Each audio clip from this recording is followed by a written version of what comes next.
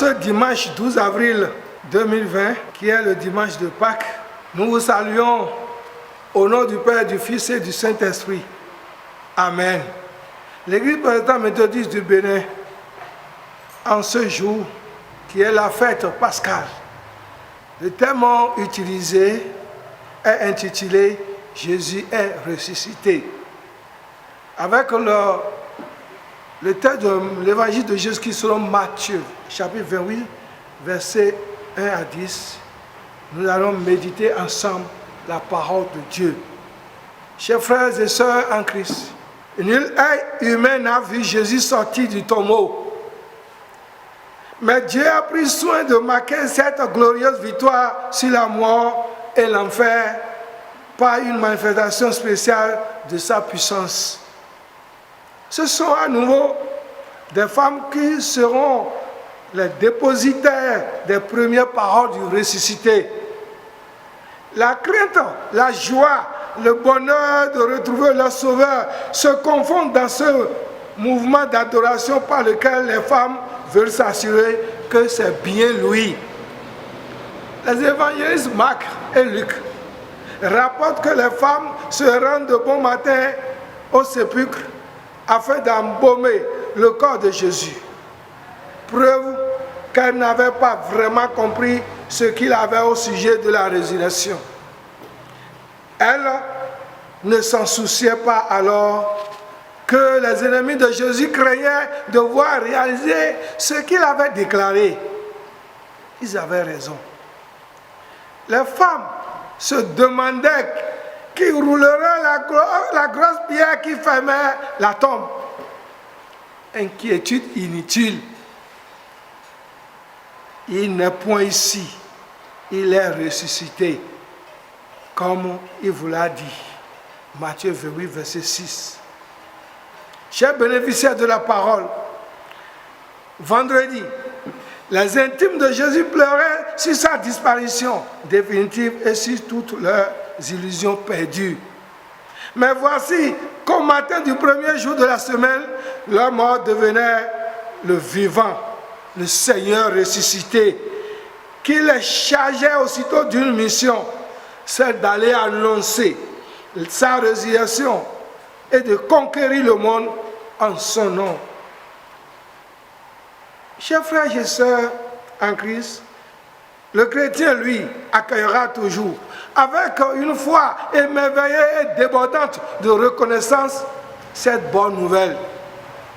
Mais la foi va encore plus loin. À la manière des premiers disciples, elle proclame une victoire. Car il s'agissait en effet d'une victoire éclatante sur la mort. Voici un homme mort et enseveli qui revient à la vie. L'insatiable dévoreuse aux mâchoires de fer qui broyera un jour ou l'autre tous les êtres vivants a été à son tour blessé à mort. Et c'est Jésus-Christ qui lui a asséné ce coup mortel. Dans ce étrange et terrifiant combat, le Christ a été le plus fort. Il a vaincu. Lui qui était mort, qui vit désormais à jamais. La mort a été engloutie dans la victoire, dit l'apôtre Paul. Il n'en est pas ainsi en ce qui concerne les autres grands hommes du passé. Ils ne répondront jamais présents après leur décès. Et quelle que soit l'angoisse et l'urgence de nos appels, ceux-ci resteront toujours sans réponse. De Jésus seul, on peut dire, il est vivant. Satan détenait le pouvoir absolu sur la vie et sur la mort. Il savait qu'il triompherait du Fils de Dieu. Son ricanement aura été de courte durée et son autorité bien provisoire. Le matin de Pâques, chers frères, chers sœurs en Christ, Jésus-Christ fit écrouler son empire. La contre-offensive du prince de la vie fut un succès total. Jésus sortit vivant de la tombe. Et à présent, c'est l'autorité de Dieu qui s'étend sur le monde et l'univers tout entier. Sa puissance est véritablement irrésistible. C'est elle qui nous rend vainqueurs, car la victoire de Christ a été remportée par nous et pour nous en notre faveur, comme l'a été la bataille mortelle livrée sur la croix de sa passion et de sa mort.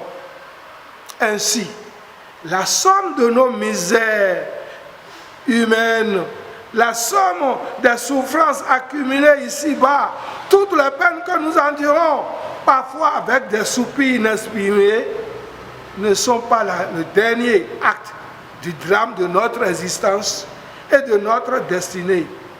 Comme vous le savez, chers bien-aimés, toutes nos souffrances à cette époque, en ce moment précis, ne sera jamais le dernier acte du drame de notre existence et de notre destinée. Amen. Les tombes fermées et scellées ne le resteront pas toujours parce que Christ est ressuscité. Nous savons que le malin n'a plus un pouvoir ultime sur nous et que nos deuils ou même notre propre mort feront place à la lumière qui jaillit du tombeau vide le premier jour de la semaine. En ce matin de la première Pâque chrétienne, la victoire du Christ est aussi notre propre victoire.